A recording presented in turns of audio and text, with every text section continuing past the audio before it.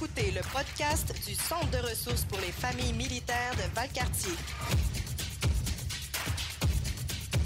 Le CRFMV en jase. Avec Marie-Josée Lonval. Bonjour à tous et à toutes et bienvenue dans notre podcast qui s'appelle le CRFMV en jase. Vous allez pouvoir nous écouter sur différentes plateformes. On est presque partout. Apple Podcast, Google Play, sur Spotify aussi. Si vous vous intéressez à notre historique, vous allez découvrir plein d'invités pertinents, intéressants, souvent des gens qui évoluent au Centre de ressources pour les familles militaires Valcartier. Mais ce que vous allez remarquer surtout au fil de nos podcasts, c'est qu'on jase de nous, des sujets qui touchent la communauté militaire, en particulier les familles, les proches des militaires, les vétérans aussi. Puis on a grand plaisir à discuter avec vous de semaine en semaine et de vous donner des informations au sujet de professionnels qui évoluent au CRFM en vous offrant des services qui sont gratuits la grande majorité du temps. Aujourd'hui, on va visiter, si vous voulez, un autre aspect du Centre de ressources pour les familles militaires Valcartier. Je veux dire par là qu'on va sortir des interventions sur le terrain et on va s'intéresser au conseil d'administration. Notre guide pour la visite aujourd'hui, parce que c'est presque une visite guidée qu'on va faire aujourd'hui, est Nathalie Vallée. Bonjour Nathalie. Bonjour. Nathalie, tu es administratrice OCA du CRFM. Tu fais partie de la vie civile, mais tu es conjointe de vétéran. Oui, en fait, conjointe de vétéran, ancienne militaire de la réserve et et comme officier CIC avec le mouvement des cadets j'aurais quasiment le goût de dire dans une ancienne vie tellement j'ai l'impression que ça fait longtemps, mais oui, alors tu sais, la vie militaire et le monde militaire est un milieu que je connais quand même un peu. Ça fait combien d'années que tu t'impliques auprès du CA, du CRFM? Ça fait, en fait, je suis dans ma deuxième année de mandat avec le CRFMV et la belle équipe du conseil d'administration.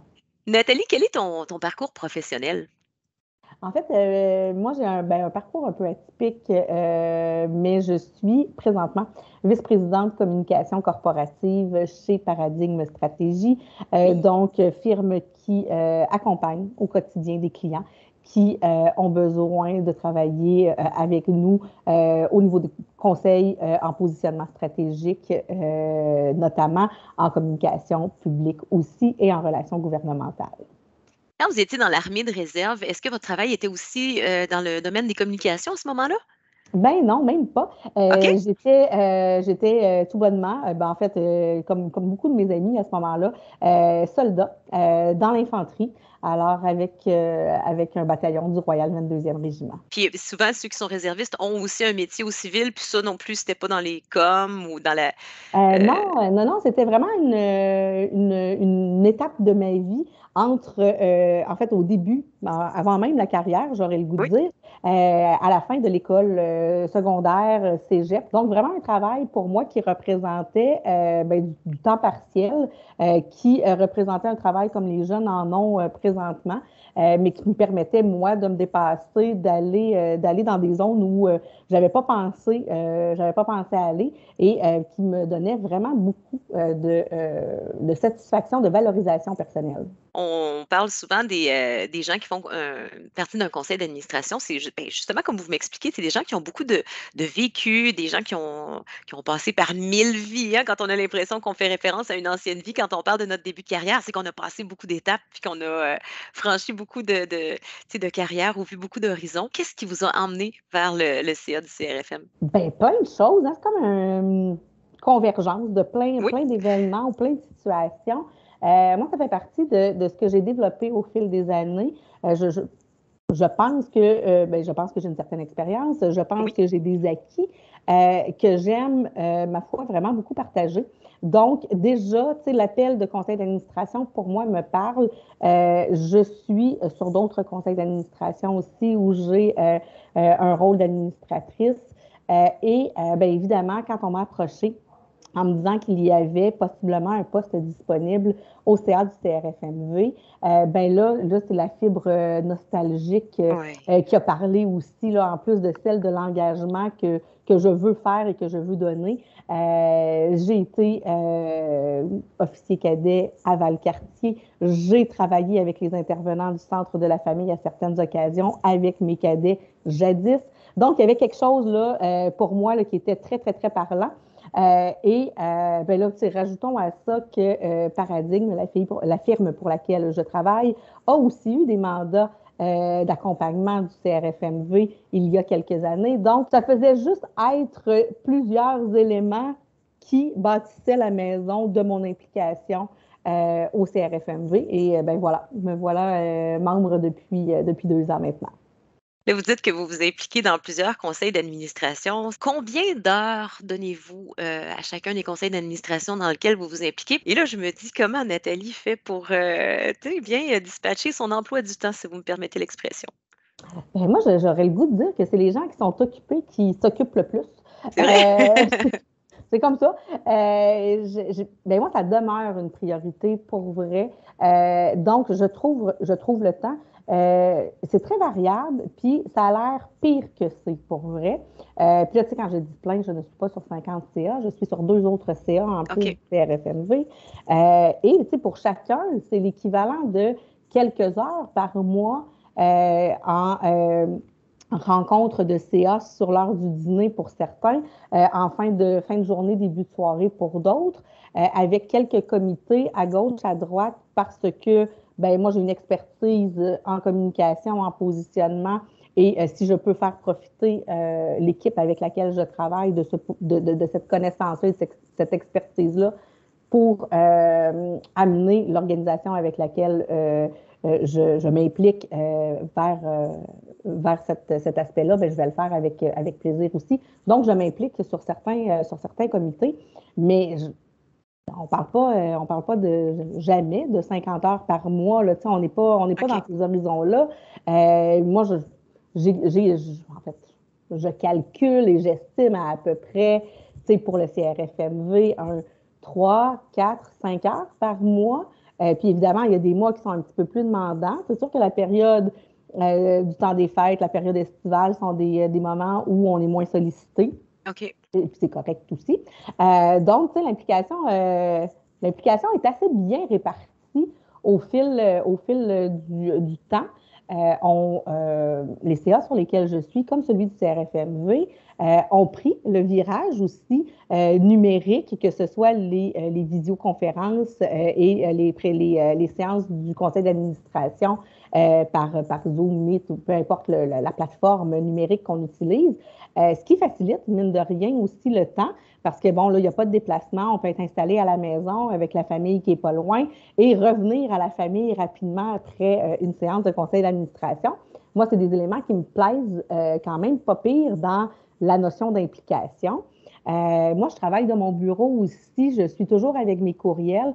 Fait que, tu sais, répondre à quelques courriels au travers du travail pour donner un petit coup de main ou émettre une opinion, un conseil, ben c'est chose faisable aussi là, au travers de la journée. Fait qu'on réussit à trouver un équilibre, puis on réussit à trouver des façons de faire pour donner, pour s'impliquer, mais pour pas être surchargé non plus tout le temps. Justement, quand on fait appel à vos services, admettons les membres du CA, toujours du CRFM et des autres aussi, qu'est-ce qu'on vous demande de faire? C'est quoi vos tâches? Est-ce que ça a toujours un lien avec les communications ou des fois on vous sollicite pour d'autres mandats, disons? Ben, en fait, dépendamment des CA, mais si je prends l'exemple de celui du CRFMV, bien organisé, bien défini, il y a des comités qui ont été mis en place et qui permettent à chacun des membres de s'impliquer à la hauteur, évidemment, de sa volonté, de son intérêt, mais qui ne sont pas nécessairement des comités sur lesquels je suis experte. Mais pour lesquels je m'intéresse. Donc, au CA du CRFMV, moi, je suis notamment sur le comité des politiques. Donc, ce n'est pas quelque chose pour lequel j'ai une expertise propre, mais je m'y intéresse, puis de savoir comment on gère les politiques et à l'interne et à l'externe pour le CRFMV. Bien, je trouve que c'est une corde de plus à mon arc que je développe aussi. Donc, c'est donnant-donnant. Je vais chercher de l'expertise. J'en donne aussi à certains moments sur des sujets pour lesquels je suis plus familière. Donc, je grandis aussi avec l'organisation. Je continue, j'évolue. Et, sait-on jamais, ce que je suis en train d'apprendre avec le CRFMV va peut-être me servir à un autre moment avec un autre CA. Donc, pour moi, c'est de l'acquis qui est non négligeable, puis pour lequel je suis très, très, très contente de participer. Ne bougez pas. On revient dans quelques instants. Quoi? T'es conjointe de militaire et t'as un emploi à temps plein? T'es ben hot! Mais ça doit être dur de faire les deux des fois. Nos conseillers d'orientation peuvent t'aider à réfléchir à ta situation professionnelle, faire comprendre aux autres ta réalité, même faciliter ta vie au travail. Appelle-nous, c'est gratuit. 418-844-6060. N'hésitez pas à nous donner 5 étoiles. Le CRFMV en jase, ça jase de nous. Quand on regarde les gens qui siègent au conseil d'administration, et là, je vais me concentrer sur celui du CRFMV, on voit des conjoints-conjointes de militaires, on voit des vétérans, on voit des familles de militaires, papa-maman qui peut s'intéresser à la chose militaire. Est-ce qu'il faut absolument avoir un lien direct avec l'univers, avec l'environnement militaire pour faire partie du CA? Bien, la réponse est non. En fait, il faut avoir un intérêt. Il ne faut pas, tant mieux pour certains s'il y a un lien avec la vie militaire, que ce soit de très près ou d'un peu plus loin. Mais on a, et j'ai des collègues au CA du CRFMV qui sont là vraiment par intérêt personnel, par intérêt social, je dirais même, là, de faire partie d'une communauté, de faire partie de la communauté du CRFMV et d'y contribuer. Donc, ces gens-là n'ont pas nécessairement de lien avec un parent ou un proche, mais ont décidé de s'y investir parce qu'ils y voyaient là un apport qu'ils pouvaient avoir. Qu'est-ce qu'on recherche? Admettons, moi, disons que je suis Madame Tout-le-Monde et je le suis. Puis moi, j'aurais envie de m'impliquer, puis j'aurais envie de donner de mon temps. Qu'est-ce que je dois avoir comme compétence pour m'impliquer dans un CA, quel qu'il soit dans la vie, là? Il faut être bon dans quoi? Moi, j'aurais le goût de dire, là, la réponse va être plate, puis peut-être que je me ferai tirer des roches, mais j'aurais le goût de dire que tu n'as pas besoin d'être bon dans quelque chose en particulier. Il y a une multitude de CA à travers la région, à travers le Québec, des organisations qui ont besoin de la part et de l'implication de gens. Et tu sais, juste de vouloir donner un peu de son temps, de vouloir contribuer, de vouloir faire partie d'une mission, d'une vision qui est un peu plus grande que juste notre personne, pour plein d'organisations, juste ça est une bonne réponse pour venir cogner à la porte et décider de faire partie d'un conseil d'administration. Après ça, évidemment, il y a des CA qui cherchent des expertises ou des compétences particulières parce que c'est le fun autour d'une table d'avoir différents points de vue et différentes expériences pour amener l'organisation un peu plus loin ou pour faire cheminer cette organisation-là. Donc, d'avoir des gens qui ont un peu, en fait pas un peu, qui ont un bagage certain en droit, en finance, en communication. Évidemment, ce sont des expertises qui sont recherchées, qui sont intéressantes à avoir autour de la table, mais bien avant d'avoir ces expertises-là, d'avoir des gens qui ont le goût de se donner, de se dédier et de s'engager dans une cause, je pense que ça arrive en tête de liste pour moi. Tantôt, on parlait des compétences que vous alliez chercher, ou en tout cas des connaissances, je devrais plutôt dire, que vous alliez chercher auprès du conseil d'administration. Tu sais, ça apporte beaucoup, ça nourrit, ça alimente, puis en même temps, on sent qu'on progresse dans la vie. Est-ce que humainement, ça a apporté quelque chose aussi? Tu sais, on dit souvent, là, quand tu t'impliques bénévolement, ça vient te nourrir, ça vient t'apporter quelque chose. Avez-vous ce sentiment-là? Bien, à chaque fois, moi, il n'y a pas une rencontre de conseil d'administration, puis notamment celui du CRFMV, où je ne sors pas de la rencontre en me disant « Hey, cette personne-là a dit quelque chose aujourd'hui, j'ai comme le goût de l'appeler pour en discuter un peu plus. » Ou j'ai comme le goût d'aller prendre un café pour la connaître davantage, parce que, bon, ça va vite, un CA, là, encore plus quand on est en virtuel, on se voit moins concrètement, physiquement, mais à chaque fois, je ressors avec cette petite oh mon Dieu, ou tu sais, cette personne-là a fait une blague, je l'ai trouvé drôle, ça apporte quelque chose, ça amène chaque fois. Des fois, ça amène un peu de frustration aussi, mais je considère que ça fait partie aussi de ce que c'est la vie. Avec le virtuel, il y a aussi cette cette volonté de se rencontrer à d'autres moments parce que on se voit moins concrètement, on se voit moins physiquement. Mais tout ça amène à chaque fois vraiment du point de vue humain. Moi, j'apprends beaucoup sur moi aussi, sur ma propre personne, sur ma façon de réagir à des commentaires. Des fois, en fait, les 3/4 du temps, c'est positif, puis c'est des bonnes interactions que j'ai avec les autres membres du CA.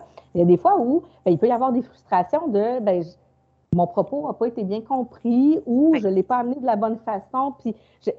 Mais tout ça est un apprentissage aussi de comment moi je me comporte, de comment moi j'interagis avec les autres, comment si je veux faire passer mon idée, je vais la retravailler, puis je vais un peu comme un milieu de travail dans le fond, mais au niveau de l'implication. Donc, moi, ça m'amène vraiment à chaque fois. Ça se peut-tu aussi qu'il y ait la notion que ce soit dans le fond des gens, que jamais ces gens-là auraient été mis sur votre route si ça n'avait pas été de cette implication-là. Puis, dans le fond, on en prend conscience quand on clique avec quelqu'un, tu te dis, mais mon Dieu, mais dans aucune circonstance, j'aurais pu rencontrer cette personne-là. C'est donc bien le fun, là, tu sais, c'est qu'humainement parlant, ça apporte beaucoup, là. Moi, j'aurais le goût de dire que c'est ça pour tous mes collègues civils. Sur le conseil d'administration du CRFMV. Ce sont toutes des personnes que je ne sais pas, je ne peux pas prédire, mais je ne pense pas que j'aurais rencontré ces gens-là autrement qu'en étant au CA.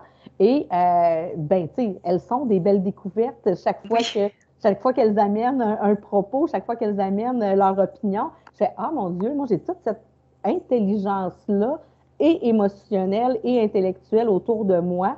Je suis chanceuse, je suis privilégiée et c'est ça, j'essaie d'en prendre conscience le plus possible.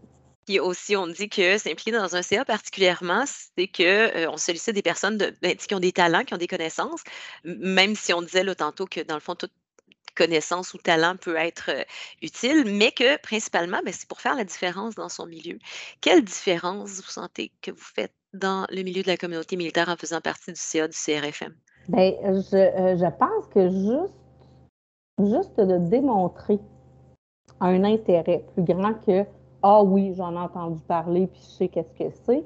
Je suis très humble ce que je dis là, mais juste de s'intéresser, juste de vouloir comprendre davantage qu'est-ce que ça veut dire, comment ça fonctionne, puis y apporter, tu sais, ma très petite contribution parce que, tu sais, je pense pas jamais que je révolutionne le CRFMV en étant sur le CA parce que le CRFMV est bien bâti, est bien assis, est bien installé sur son organisation interne, puis comment ça roule depuis nombre d'années. Fait que, moi, mon apport, je le vois vraiment plus comme un apport très au niveau, pas intellectuel, mais au niveau de je regarde comment ça roule, je regarde comment ça fonctionne, puis là où vous avez besoin d'aide, je vais venir vous donner un petit coup de main, puis je vais, par ce petit coup de main-là, vous dire, vous faites la différence dans la vie de gens. Là, présentement, il est question des membres de la communauté militaire, vous faites la différence auprès de ces gens-là, puis moi, là, je tiens à vous remercier, puis je tiens à vous dire que j'apprécie ce que vous faites parce que ces gens-là en ont besoin. Fait que moi, mon apport, je le vois à ce niveau-là, puis juste ça me rend fière de l'implication que je fais et ça me rend heureuse de la contribution que je donne. Oui, avec raison. Puis c'est vrai qu'il y a beaucoup de petits plus un à côté de l'autre. Ça fait des grandes choses, c'est certain. Mais ça m'amène à vous demander, en fait, quelqu'un qui n'a peut-être pas l'impression qu'il pourrait amener de grandes connaissances et de grandes études, mais quelqu'un qui a du temps, qui a envie de s'impliquer, qui est intéressé, qui aime la communauté militaire, qui a envie de faire du bien, mais qui n'ose pas franchir le pas, puis envoyer sa candidature. Qu'est-ce qu'on pourrait dire à cette personne-là pour lui dire « Caroline, on aimerait ça savoir que tu es là, toi. » Je pense que c'est le moment là, de mettre le numéro de téléphone dans l'écran pour leur dire d'appeler. Je fais des blagues, mais en fait, moi, j'ai le goût de dire « oser ». Oui. Essayez, venez voir. Il n'y a pas de... puis là, je vais parler pour le CRFMV, mais il n'y a pas d'obligation. Je veux dire, il n'y a personne qui... Il n'y a pas de bras tordus. On accueille avec plaisir. Il y a la possibilité de venir voir, de venir constater ce que c'est, de venir vivre le CRFMV, de voir comment ça fonctionne, comment ça vit, comment ça, au quotidien, ça fait la différence auprès des gens. Et après ça, je pense que ce sera plus facile de prendre une décision à savoir si on est ou pas la bonne personne. Mais de prime abord, osons, essayons. C'est ce qui fait la différence, puis c'est ce qu'on a besoin dans le fond. Oui. Moi, je suis parfaitement d'accord. C'est s'impliquer de façon communautaire, c'est de s'impliquer dans son milieu. Puis, effectivement, vous avez juste à gagner en vous impliquant, quelle que soit l'organisation que vous allez choisir, effectivement. Mais si notre entretien, à Nathalie Vallée et moi, vous parle, puis que vous sentez que vous avez envie de faire une différence, dans la description du podcast, parce que vous disiez le numéro 800 apparaît en bas de l'écran, là, comme dans un téléthon, mais en fait, j'avais déjà pensé à ça. Dans la description du podcast, vous avez vous avez le numéro de téléphone du Centre de ressources pour les familles militaires Valcartier, que ce soit pour aller chercher des conseils, de l'aide, savoir qui on est. Venez nous visiter. Effectivement, on est bien content de vous voir. Puis il y a aussi un formulaire si vous voulez faire un petit coucou au CA, ça va être là pour vous. Puis vous allez pouvoir cliquer, donc, puis faire signe de vie à notre belle gang. Oui, on est accueillants. Venez nous voir. Absolument, vous êtes extraordinaire. Puis quand vous parliez tout à l'heure des différents membres du conseil d'administration, j'ai eu l'occasion de vous croiser à quelques reprises. Puis oui, c'est plein de personnes extraordinaires. Donc, félicitations pour ce que vous faites. Merci pour ce que vous faites. Puis merci du temps que vous avez pris dans votre horaire occupé, tout ça. Moi, je me sens privilégiée là, d'avoir eu tout ce temps-là avec vous, Mme Vallée. Grand plaisir. Merci beaucoup. Suivez-nous sur Apple Podcasts, Google Podcasts et Spotify. Un nouveau podcast tous les 2 vendredis. C'était le CRFMV en jazz.